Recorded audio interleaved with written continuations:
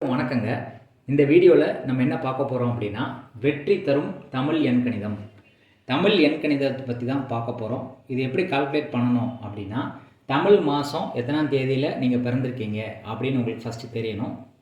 அப்போ இந்த தேதி வருதில்ல, இப்போ 23 அப்படின்னா 2 + 3 5. அப்போ உங்களுடைய விதி எண் வந்து 5. இந்த 5ஆம் நம்பர் வந்து எந்த கிரகத்தை குறிக்குது அப்படின்னு தெரியணும். இது தெரிஞ்சது அப்படின்னா உங்கள் லக்னத்துக்கு அவர் சுபரா பாவரான்னு சொல்லி தெரியணும். அவர் நல்லா இருக்காரா மறைஞ்சிருக்காரான்னு பார்க்கணும். அவர் வக்கரமாக இருக்காரா அஸ்தங்கமாக இருக்காரா அவயோகியாக இருக்காரா நீசமாக இருக்காரா இதெல்லாம் ஃபைண்ட் அவுட் பண்ணிவிட்டு இதை எப்படி ஆக்டிவேட் பண்ணணும் எப்படி டீஆக்டிவேட் பண்ணணும் அப்படிங்கிற விஷயங்களை வந்து நீங்கள் கரெக்டாக செஞ்சீங்க அப்படின்னா உங்கள் வாழ்க்கையில் வந்து சிறப்பாக வந்து நீங்கள் வருவீங்கிறதுல எந்த மாற்று கருத்துமே இல்லை. இப்போ இது எப்படி கால்குலேட் பண்ணுறோம் அப்படின்னு சொல்லி ஃபஸ்ட்டு பார்ப்போம். ஃபஸ்ட்டு வந்து இது எப்படி கால்குலேட் பண்ணப்படுது அப்படின்னா, தமிழ் எண்கணிதம் வந்து இங்கிலீஷ் எண்கணிதம் வேறு, தமிழ் எண்கணிதம் வேறு, 2 வித்தியாசம். இப்போ நம்ம எப்படி இதை கால்குலேட் பண்ணுறோம் அப்படின்னா, முதல் நட்சத்திரம் பார்த்தீங்கன்னா கார்த்திகை நட்சத்திரம். நீங்கள் வந்து அஸ்வினி நட்சத்திரம் பரணி நட்சத்திரம்னு சொல்லக்கூடாது. ஏன்னா இயற்கையிலே வந்து அஸ்வினி பரணி போன்ற நட்சத்திரங்கள் வந்து நம்ம பாதங்களை குறிக்கக்கூடிய நட்சத்திரம். தலைப்பகுதியை குறிக்கக்கூடிய நட்சத்திரம் பார்த்தீங்க அப்படின்னா கார்த்திகை நட்சத்திரம். அதனால தான் வந்து கார்த்திகை நட்சத்திரம் வந்து சூரியனுடைய ஆதிக்கம் பெற்றதுனால அதை வந்து 1வது நட்சத்திரமாக நம்ம எடுத்துக்கிறோம். அதுக்கடுத்து கார்த்திகை, ரோஹிணி, மிருகசீரிடம், திருவாதிரை, புனர்பூசம், பூசம், ஆயில்யம், மகம், பூரம் இப்படி வந்து ரொட்டேஷனில் வந்துக்கிட்டே இருக்கும். அப்போ 8வது நட்சத்திரம் வந்து கேதுவாகவும் 9வது நட்சத்திரம் சுக்கிரனாகவும் நம்ம வந்து எடுத்துக்கணும். இப்படி தான் இருந்ததுங்க. கார்த்திகை நட்சத்திரத்துலேருந்து தான் கால்குலேட் பண்ணுற மாதிரி இருந்தது. காலப்போக்கில் வந்து அஸ்வினி பரணி நட்சத்திரங்கள் வந்து ஃபஸ்ட்டு நட்சத்திரமாக வந்து கொடுக்கப்பட்டிருக்கு. நீங்கள் பழைய நூல்களில் பார்த்தீங்க அப்படின்னா கார்த்திகை நட்சத்திரம் தான் முதல் நட்சத்திரமாக இருக்கும். செக் பண்ணி பார்த்துக்கோங்க. அப்போ இதை பேஸ் பண்ணி நம்ம எண்கள் பிரிக்கும்போது ஃபஸ்ட்டு வந்து சூரியன் வந்து 1ஆம் நம்பர், சந்திரன் வந்து 2ஆம் நம்பர், ரோஹிணிங்கிறது சந்திரன் நட்சத்திரம் 2, மிருகசீரிடம்ங்கிறது செவ்வாயினுடைய நட்சத்திரம் 3, திருவாதிரைங்கிறது ராகுனுடைய நட்சத்திரம் 4, புனர்பூசம்ங்கிறது குருனுடைய நட்சத்திரம் 5, பூசம் அப்படிங்கிறது சனியினுடைய நட்சத்திரம் 6, ஆயில்யம் அப்படிங்கிறது புதனுடைய நட்சத்திரம் 7, மகம் அப்படிங்கிறது கேதுனுடைய நட்சத்திரம் 8, பூரம்ங்கிறது சுக்கிரனுடைய நட்சத்திரம் 9. இந்த மாதிரி தான் வந்து நீங்கள் தமிழ் எண்கணித முறைப்படி நம்ம கால்குலேட் பண்ணக்கூடிய நட்சத்திர வரிசை.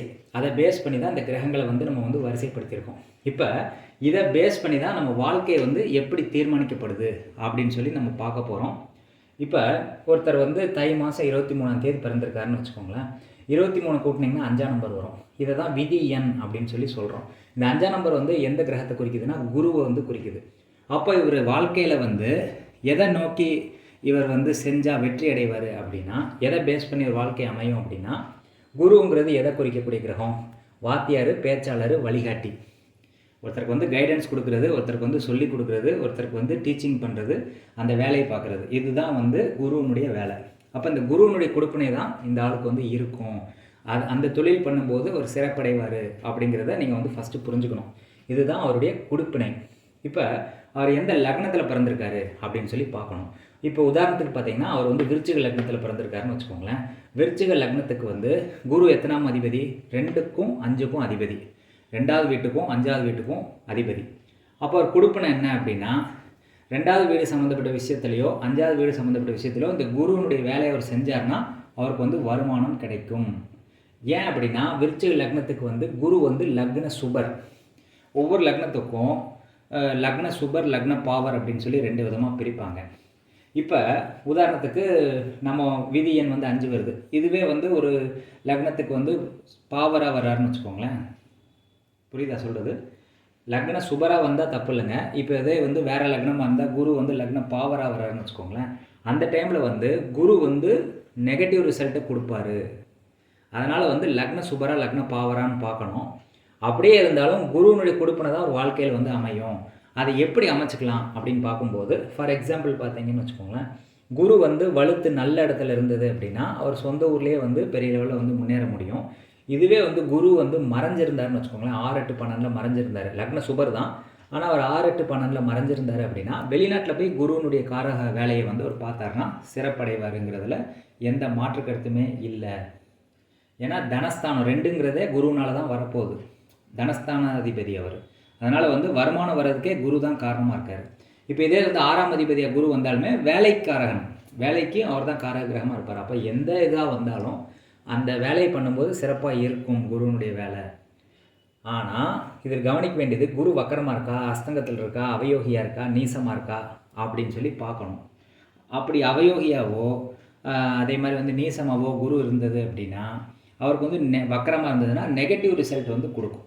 குரு காரகத்தத்தை இயக்குனீங்க அப்படின்னா நெகட்டிவ் ரிசல்ட் வந்து கொடுக்கும். அப்போ இவர் வந்து நெகட்டிவாக செயல்பட்டால் சக்ஸஸ் ஆயிடும். அதுதான் இதுக்குரிய பரிகாரம்.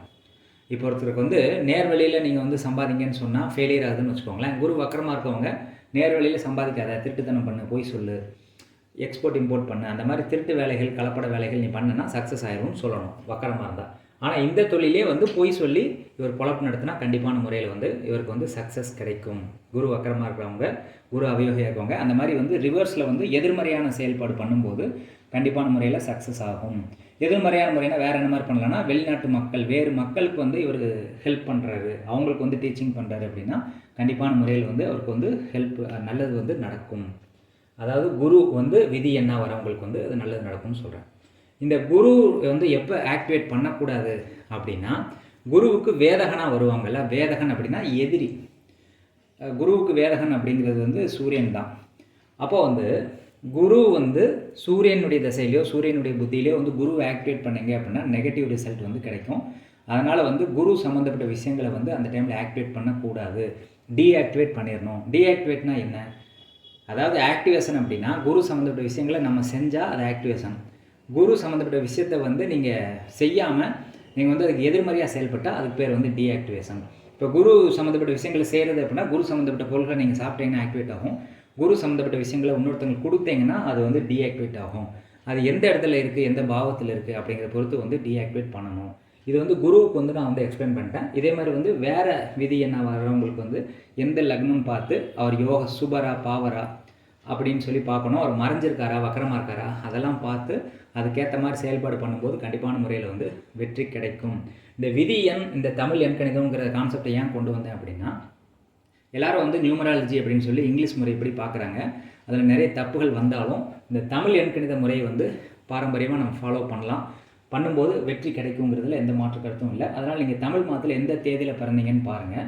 அந்த விதி எண் வந்து கூட்டுத்தொகை என்ன வருதோ அந்த கிரகத்தை வந்து நீங்கள் ஆக்டிவேட்டோ டீஆக்டிவேட்டோ பண்ணணும். உங்கள் ஜாதகத்தில் அவர் நல்லா இருக்காரா அல்லது வீக்காக இருக்காரான்னு பார்த்துட்டு அதுக்கேற்ற மாதிரி நீங்கள் வேலைகள் செய்யும்போது, ஆனால் அந்த வேலையை தான் நீங்கள் வந்து வாழ்க்கையில் செய்கிற மாதிரி சூழல் வந்து ஏற்படும். புரியுதா உங்களுக்கு? எந்த கிரகம் வந்து விதி என்ன வருதோ அது வேலையை தான் உங்கள் வாழ்க்கை ஃபுல்லாக வந்து நீங்கள் தேடி ஓடுற மாதிரி இருக்கும். அது நல்லதாகவும் இருக்கலாம், கெட்டதாகவும் இருக்கலாம். ஆனால் கெட்டதாக இருந்துச்சுன்னா அதை வந்து டீஆக்டிவேட் பண்ணிக்கோங்க. நல்லதாக இருந்துச்சுன்னா அதை கூட கொஞ்சம் ஆக்டிவேட் பண்ணுறதுனால ஒன்றும் பிரச்சனை இல்லை, தப்பு இல்லை அப்படிங்கிறத இது மூலிமா நான் வந்து உங்களுக்கு சொல்ல கடமைப்பட்டிருக்கேன். இந்த பதிவு வந்து கண்டிப்பாக உங்களுக்கு பயனுள்ளதாக இருக்கும் அப்படின்னு நான் நம்புகிறேன். அதனால் வந்து வெற்றி தரும் தமிழ் எண் கணிதம் வந்து நீங்கள் பயன்படுத்துங்க. நடைமுறையில் உங்களுக்கு செக் பண்ணி பார்த்துக்கோங்க. எந்த தமிழ் மாதத்தில் பிறந்தீங்க, உங்கள் விதி என்னென்ன, அது லக்னத்துக்கு எத்தனாவது இடத்துல அந்த கிரகம் போய் உட்காந்துருக்கு அப்படின்னு செக் பண்ணிவிட்டு அது எந்தெந்த ஆதிபத்தியத்தை சேர்ந்தது, அது மூலிமா வந்து உங்களுக்கு வெற்றி கிடைக்குதா அல்லது வந்து அது மூலிமா தோல்வியடைகிறீங்களாங்கிறத செக் பண்ணுங்கள். ஆனால் இந்த கொடுப்பினை வந்து உங்களை இயக்க வைக்கும்.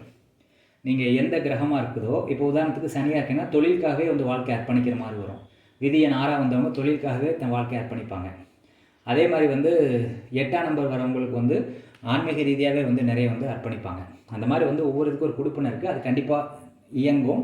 ஆனால் அது மூலிமா வெற்றி கிடைக்குதா தோல்வி கிடைக்குதான்னு பார்த்து அதுக்கேற்ற மாதிரி வந்து நீங்கள் மாற்றி அமைச்சுக்கணும் வாழ்க்கையை. அது மாதிரி சூட்சுமங்களை வந்து அடுத்தடுத்த வீடியோஸில் வந்து நம்ம பார்ப்போம். இந்த கான்செப்ட் வந்து உங்களுக்கு கண்டிப்பாக பயனுள்ளதாக இருக்கும் அப்படின்னு நான் நம்புகிறேன். இந்த வீடியோ பற்றின மேலான கருத்துக்களை வந்து கமெண்ட் செக்ஷனில் பதிவு பண்ணுங்கள். நன்றி, வணக்கம்.